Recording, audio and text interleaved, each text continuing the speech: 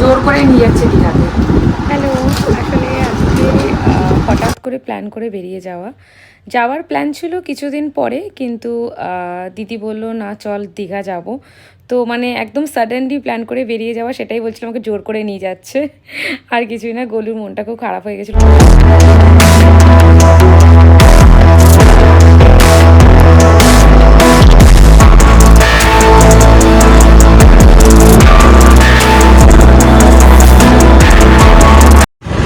পূজা থেকে আমাদের সাথে যাচ্ছিস? না, চা খেতে যাচ্ছি। কেন যাচ্ছিস না আমাদের সাথে? বমি হয়। বৃষ্টি পড়ছে, আবার বৃষ্টি পড়ছে, তাও ভালো, বৃষ্টি পড়ছে তাও ভালো। রোদ না উঠি বাসে করে আমি যাই না একদমই, আর বাসে করে পারি না, এই জোর করে আমাকে নিয়ে যাচ্ছে। বৃষ্টি করে টপ টপ করে মুখে বৃষ্টিও পড়ছে রে। যেহেতু একদিনে প্ল্যান হয়েছে সেই জন্য বাসে করেই যেতে হয়েছিল। আর আমি একদমই বাসে করে যেতে পারি না, বিগত 10 বছর পর আমি বাসে যাব। তার উপর কোথাও গেলেই আমার কিছু না কিছু হবে। রাত্রেবেলায় গোটা মশা কামড়েছে, তো ঘুরতে গেলেই আমার কিছু না কিছু হবে।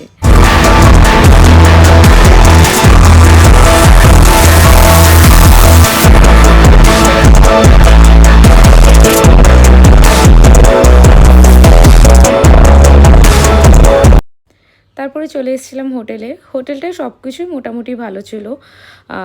একটা দুটো জিনিসই খুব খারাপ, যেটা বলবো ভিডিওর শেষের দিকে। তো বাকি সবই মোটামুটি ঠিক ছিল, সেটাই বাইরে থেকে একটু ছোট্ট করে ক্লিপ নিয়েছিলাম।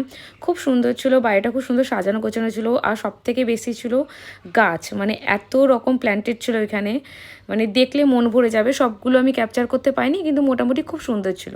এটা হচ্ছে হোটেলের রেস্টুরেন্টটাও খুব সুন্দর, পরিষ্কার পরিচ্ছন্ন, খুব সুন্দর ছিল। তারপরে হচ্ছে এটা আমাদের রুমটা সত্যি সুন্দর, কিন্তু এই রুমে একটা জিনিস খুব বাজে, যেটা আমি দেখাবো একটু পরে। সব কিছুই খুব সুন্দর পরিষ্কার পরিচ্ছন্ন ছিল, মানে এমন না যে শুধু গোছানো, বাকিটাও সব কিছু পরিষ্কার। এটা ওয়াশরুমটাও খুব সুন্দর ক্লিন ছিল। রুমটা এতটা সুন্দর, এসে এত ভালো লাগলো, রুম ট্যুর করলাম, এত সুন্দর লাগলো। সব থেকে সুন্দর লেগেছে ব্যালকনিটা। আমি ভাবতে পারিনি যে এত সুন্দর একটা ব্যালকনি পাবো। দেখাচ্ছি ব্যালকনিটা, ওয়েট। এই যে হচ্ছে আমাদের ব্যালকনি, দেখো। এখান থেকে আমি দেখবোটা কি, যদিও রাস্তার মানুষ দেখা যেত তাও মানতাম, এখান থেকে দেখবোটা কি। মানে এত সুন্দর রুমটাতে যদি এরকম একটা ব্যালকনি পাওয়া যায় তাহলে কিরকম লাগে। সব দোষ হচ্ছে এই মানুষটা এই এরকম রুম চুজ করেছে যার ব্যালকনি নেই, যে অটোমেটিকলি ব্যালকনি দরজাও খুলে যাচ্ছে। তারপর থেকে শুরু হলো হোটেলের একটা প্রবলেম। সকালবেলায় অর্ডার করা হয়েছিল লুচি, তো ওটা অ্যাভেলেবেল ছিল, যেটা আমার দিদির হাজব্যান্ড খেয়েছে। আমি নিয়েছিলাম চিজ স্যান্ডউইচ আর কোল্ড কফি। তো কফি তো দেখেই বুঝতে পেরেছো যে কীরকম দিয়েছে। স্যান্ডউইচটা চিজ স্যান্ডউইচ শুধু আমি নামেই অর্ডার করেছিলাম, ভেতরে কী ছিল আমি জানি না, শুধু আমার মুখে তো শসা টমেটোই পড়েছিল, আর কিছু পড়েনি। কোনো জিনিস ওদের রেস্টুরেন্টে অ্যাভেলেবেল নেই। মেনু কার্ডে যা যা ছিল কোনোটা অ্যাভেলেবেল নেই। যেটাই বলছি, যেটাই অর্ডার করছি, সেটাই ওরা বলে দিচ্ছে না ম্যাডাম নেই, এটা নেই, সেটা নেই। লাঞ্চের সময় বলা হয়েছিল, কিছু মাছ বলা হয়েছিল, সেই মাছগুলো অ্যাভেলেবেল নেই। কাঁকড়া খাবে বলেছিল দিদিরা, সেটাও অ্যাভেলেবেল ছিল না, কিচ্ছু অ্যাভেলেবেল ছিল না। সব থেকে বড় কথা, আমরা এই রেস্টুরেন্টটা চুজ করেছিলাম সুইমিং পুলের জন্য, যেটা খুব ইন্টারেস্টিং লাগছিলো যে না যাব। তো ওইখানেই খুব খারাপ লেগে গেছিলো যে যাওয়ার পরে ওই সুইমিং পুলটা এতটা নোংরা ছিল যে স্নান করা তো দূরের কথা, ওইখানে দাঁড়িয়ে কেউ একটা ফটো পর্যন্ত ক্লিক করতে পারবে না। তো এখানে একটু মনটা সত্যি খুব খারাপ হয়ে গেছিলো। তারপরে এই যে কফিটা নিয়েছিলাম, যে খুব সুন্দর করে অর্ডার করেছিলাম কোল্ড কফি। খাওয়ার পরে আমার রিয়াকশানটা তোমরা নিজেরাই বুঝতে পারবে। আমি ভেবেইছিলাম যে কিছু না কিছু তো প্রবলেম হবে এর মধ্যে, তো খাওয়ার পরে আমার রিয়াকশান তোমরা দেখেই বুঝতে পারবে যে কতটা ভালো লেগেছে আমার।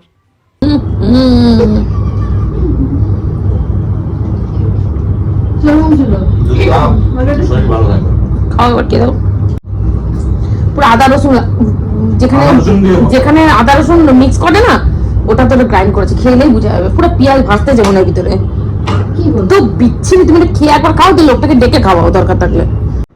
এখন যাচ্ছি ওপরে সুইমিং পুলে। স্নান এখন করবো না, করবো সন্ধ্যাবেলায়। ওইখান থেকে বিচ থেকে ঘুরে এসে তারপর স্নান করবো। এখন এমনি জাস্ট যাচ্ছি ওপরে।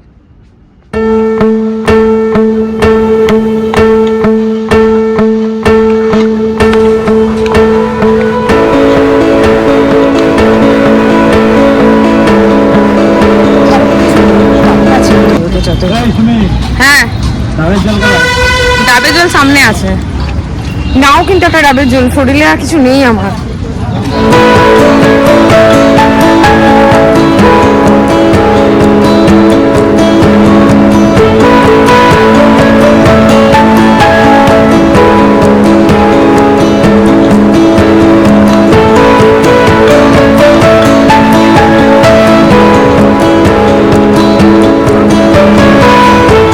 দিদাই স্নান করেছিল। জানি না কেন আমার ওই বিচের সামনে গেলেই স্কিন র্যাশেস হয়ে যায়, হয়েও গেছিলো। আমি এটাই দেখাচ্ছিলাম এসে, পুরো মুখে বিড়ি উঠে গেছিলো। আমি জানি না কেন এটা হয় আমার সাথে, কার কার হয় জানি না। রেডি হচ্ছিলাম মার্কেট যাব বলে। কিসের জন্য সাহায্য আবার? হ্যাঁ ম্যাডাম, যাবো কোথায় যাবেন? মার্কেটিং করতে। কি কিনে দেবেন? যা চাইবে তাই, মায়ের জন্য অনেক কিছু, বদির জন্য, ফুচকার জন্য, সবার জন্য অল্প অল্প করে। তারপরে চলে গেছিলাম ওপরে সুইমিং পুলের কাছে, দেখলাম যে ওরা ক্লিন করেছে কিনা। বলেছিল সন্ধ্যাবেলা ক্লিন করে দেবে, তাই জন্য গেছিলাম যে ক্লিন করেছে কি করেনি সেটাই দেখতে। কোথায় রে? আরো করে সত্যি এত বাজে সার্ভিস, মানে ওপরে একটা লাইট পর্যন্ত দেয়নি, ছিল ওরা জ্বালায়নি। জানি না কেন এত বড় রেস্টুরেন্টে একটা লাইট পর্যন্ত দেয়নি ওরা, তো পুরোটাই অন্ধকার ছিল। ওপরে এসে দেখলাম ঠিক নেই না তো, সুইমিং পুলটা দেখাতাম, জানি না বোঝা যাচ্ছে কিনা। এখানে এই যে দুটো ওয়াশরুম, কিন্তু যা বড় সুইমিং পুলটা, সুইমিং জানে তাদের জন্য এটা পারফেক্ট। আমাদের মতো হাইট শর্ট বিনা সুইমিং জানা মেয়েরা ছেলেরা এখানে কোনো দিনই পারবে না, তাদের জন্য এটা ঠিক আছে। কিন্তু এখানটার ভিউটা খুব সুন্দর সুন্দর, এই যে খুব সুন্দর। আমার খুব ইচ্ছে ছিল কিন্তু নামতে পারবো না, এতটা লম্বা হয়নি, ছোটবেলা কমপ্লেন খাইনি। নিচে চলে যাচ্ছি দুঃখ করে, আর কি করবো। সকালবেলা ভোরবেলায় যদি আমরা উঠি, দুঃখ করে আমরা নিচে চলে যাচ্ছি। এত শখ ছিল স্নান করার। এটা কি রে? স্টোর রুম, ওয়াশরুম, অনেকগুলো ওয়াশরুম, কিছু নেই ওর মধ্যে। অনেকগুলো ওয়াশরুম, যেখানে একটা ওয়াশরুম এই যে উপরে দুটো আছে, অনেকগুলো ওয়াশরুম। এত ওয়াশরুম নিয়ে করবো কি, সানি যখন করতে পারছি না। খুব সুন্দর বাইরেটা, বাইরে সুন্দর, খুব ভালো লাগছে। আমরা যাবো একটু পরে, আমরা কিন্তু যাবো একটু পরে, মায়ের জন্য কিনবো। তারপরে আমরা নিচে গিয়ে বলতে ওরা লাইটটা জ্বালালো ওপরে, ওই কিছুক্ষণের জন্য জাস্ট ছিলাম, তারপরে বেরিয়ে গেছিলাম মার্কেটে। তারপরে ঘরের জন্য কিছু কেনাকাটি করেছিলাম। আর আমি দীঘা আসলে এই মার্কেটটাতে আসবোই। আমি জানি না কেন যতবারই দেখি আমার মন ভরে না, আমার খুব ভালো লাগে। একই জিনিস দেখতে পাওয়া যায় কিন্তু তারপরও জানি না কেন আমার খুব ভালো লাগে। কেনাকাটার পরে রাত্রেবেলায় যাওয়ার সময় বিরিয়ানি নিয়ে গেছিলাম আর এমনি নর্মাল মিল নিয়ে গেছিলাম। জানি রেস্টুরেন্টের একটা খাবারও খেতে পারবো না, কারণ ওদের না খাওয়ার কোনো টেস্ট আছে, না খাবার ওরা ঠিকমতো প্রোভাইড করতে পারছে। একটু টেস্ট নেই, যে বিরিয়ানি বানাচ্ছে বিরিয়ানি বানাতেই জানে না।